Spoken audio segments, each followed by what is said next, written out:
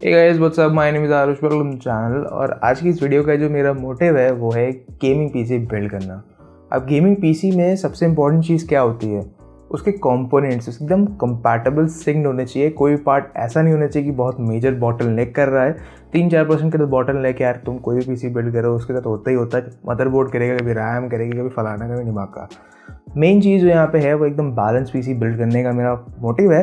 और एक 50,000 का बजट जो लोग टारगेट कर रहे हो उसमें उनको मैं देना चाहता हूँ कि they should have a complete PC build.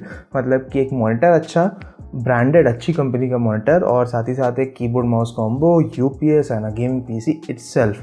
तब यहाँ पे अगर आप लोग जा रहे हो मार्केट में 50,000 के अराउंड खर्च करने के लिए तो you can consider these specs, क्योंकि 2 से ढाई साल 60+ FPS ऑन एनी कैंपेन, मतलब स्टोरी मोड गेम में आपको किसी भी सेटिंग्स पे मिल जाएगा। मतलब कि हाई के ऊपर मत जाइएगा, ठीक है ना। अभी उसके बाद कमेंट सेक्शन में आके बोलो भाई कि तुमने तो कहा था किसी भी सेटिंग पे, रीजनेबल भाई, औकात में रह गए, ठीक है।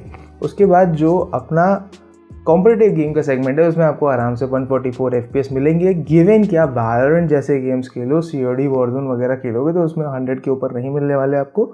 सो ये है पूरी description of the entire PC build. Components की यहाँ पे अगर हम बात कर लें गाइस, तो मैं यूज़ करने वाला हूँ यहाँ पे आप लोगों का Ryzen 330-100, जो कि 8,000 से 9,000 के बीच में मिल जाता है आप लोगों को ऑफलाइन मार्केट में। ऑनलाइन तो काफ़ी महंगा चल रहा है। और जो मेन चीज़ है यहाँ पे ग्राफिक कार्ड, वो मैं यूज़ कर रहा हूँ 1650 सुपर फ्रॉम MSI वेंटस। 13,500 रुपये का मुझे मिला ये ऑफलाइन मार्केट में। और साथ ही साथ अगर मैं आप लोगों को बात बता दूँ ना यहाँ पे कि मदरबोर्ड के साथ जो मैं जा रहा हूँ वो है बहुत ही एंट्री लेवल। सो अगर आपके पास थोड़ा सा बजट बढ़ा सकते हो तो B450DS 3H के साथ चले जाना। वो इस प्रोसेसर के लिए बढ़िया मदरबोर्ड होगा। B450 चिपसेट भी आपको मिल जाएगा। बट अगर नहीं बढ़ा सकते हो तो 8320S2H from Gigabyte is a very decent motherboard for this kind of configuration. RAM यहाँ पे 8GB 240GB M.2 SSD, और साथ ही साथ 1 TB की हार्ड ड्राइव यार तो कॉमन सी चीज़ है। और एंटेक क्या ही, मैं एटम का V450 पावर सप्लाई यहाँ पे यूज़ कर रहा हूँ। तो एक तरीके से कंप्लीट पीसी बिल्ड तो हो गया। बचता है कि ये सारी चीज़ें ठुसाऊँगा मैं कहाँ पे, तो वो चीज़ है इसका cabinet. So the cabinet that we are going is the Antec NX 200। 2600 रुपये का कैबिनेट है। इस नहीं पसंद आ रहा है तो आप दूसरे के साथ भी जा सकते हो। बट अगर आप लोगों को यहाँ पे पॉसिबिलिटी है कि भाई नहीं, हम नहीं जाना है, हमको अच्छा लग रहा है, so you can go with this cabinet. ऐसी कोई दिक्कत वाली बात इसमें नहीं होने वाली है। पीसी बिल्ड की हमने यहाँ पे कॉन्फ़िगरेशन के बारे में बात कर लिया और कितने साल आप लोगों को ये सेवा करने वाला है उसके बारे में तो बात कर ही लिया। अब कुछ लोग जो है ना यहाँ पे जो है थोड़ा दिक्कत हो रही होगी भाई कि कैसे परफॉर्म करेगा, क्या इसमें दिक्कतें आएंगी। तो सिनेबेंच 820 मैं आप लोगों को यहाँ पे जो है स्कोर दिखा देता हूँ। और उसमें आपको जो सबसे पहली चीज़ देखने को मिलेगी वो ये है कि सिंगल कोर टेस्ट, मतलब कि क्लॉक स्पीड जो इसकी 3.9 GHz बूस्ट है और 3.6 बेस है, उसमें भाई कितना बूस्ट करता है स्टॉक कूलर के साथ और 320 चिपसेट मदरबोर्ड।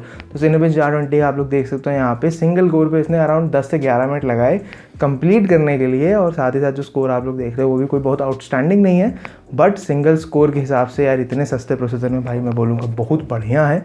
अगर कंपेयर करो i7-7700K तो उससे बस 1 या 2 पॉइंट ही देखो कम लग रहा है। तो अब बात करते हैं यहाँ पे कंटेंट क्रिएशन, रेंडरिंग वाले टास्क जो लोग करना चाहते हो। ग्राफिक कार्ड तो बढ़िया तुमको दे दिया है, 1080p एडिटिंग में हो तुम लोगों की, मोशन ग्राफिक्स जो भी लगाओगे आराम से ला देगा। प्रोसेसर रेंडर कर पाएगा कितनी देर में वो बात है, प्लेबैक कर पाएगा वो बात है। तो यहाँ पे जो इसका मल्टी कोर स्कोर है वो Ryzen 3600 से सिर्फ 11 या 1200 कम है। और आधे का डिफरेंस है दोनों की प्राइस में भाई। 8,000 का कहाँ, 8,500 का प्रोसेसर कहाँ 17-18,000 का Ryzen 5 3600। 3600 पे जाओगे, X पे जाओगे तो 20,000, और XT पे जाओगे तो भाई 25,000 का मिलता है। तो उस हिसाब से अगर कंपेयर करके देखो तो 3100 जो है बढ़िया परफॉर्मेंस देता है। और i3 जो नया वाला आया हुआ है 10300 और 10100F वगैरह, उससे भी काफ़ी अच्छी सिंगल कोर परफॉर्मेंस है। तो आप लोगों को as promise 60+ FPS on medium to high settings on any story mode game, और 100+ FPS आप लोगों को यहाँ पे आराम से मिल जाएंगे। मैं तो कहूँगा 144 मिल जाएंगे यार वैलोरेंट जैसे गेम में। अब भैया यहाँ पे बात आती है कि ये किस ऑडियंस को टारगेट करता हूँ मैं इस पीसी के साथ, क्योंकि कॉन्फ़िगरेशन कुछ और भी हो सकती थी। अगर मैंने इसमें मॉनिटर और यूपीएस नहीं इंक्लूड किया होता, मैं ग्राफिक कार्ड अच्छा दे सकता था, मैं प्रोसेसर और अच्छा दे देता। But this processor is for those people जो लोग एक एंट्री लेवल गेमर हैं, जिनका मैक्स टू मैक्स काम इससे पिक्चर देखने के अलावा और कुछ नहीं होने वाला है। और एक for a sake of gaming PC in their room या इन देयर स्टूडियो या in their whatever place they play want to keep this PC रखना चाहते हैं, और बहुत कम नॉलेज रखते हैं भाई पीसी के बारे में।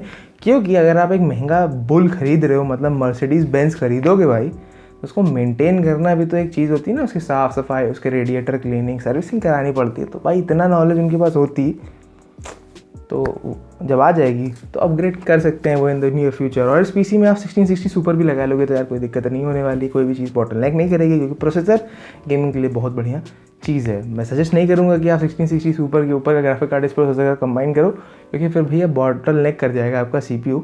1660 सुपर एकदम मैक्सिस में लगा सकते हैं। अगर बजट हो तो 3,000 एक्स्ट्रा खर्च कर दीजिएगा। तो अगर ये वीडियो अच्छी लग गई हो तो लाइक कर देना, शेयर कर देना और सब्सक्राइब कर देना उन लोगों के लिए, जिससे भाई उनको भी पता चल जाए कि हाँ भाई ये पीसी बना सकते हैं 50,000 में। दुकान पे जाएंगे, ये बोलेंगे प्राइसिंग मैंने आपको बता दी, क्या नहीं मिलती है क्या मिलती है। और जिनके यहाँ ऑफलाइन स्टोर वाले थोड़े ठग किस्म के होते हैं, उनके लिए मैं लिंक डिस्क्रिप्शन में लगा दूंगा सारी, तो आप वहाँ से भी खरीद सकते हो।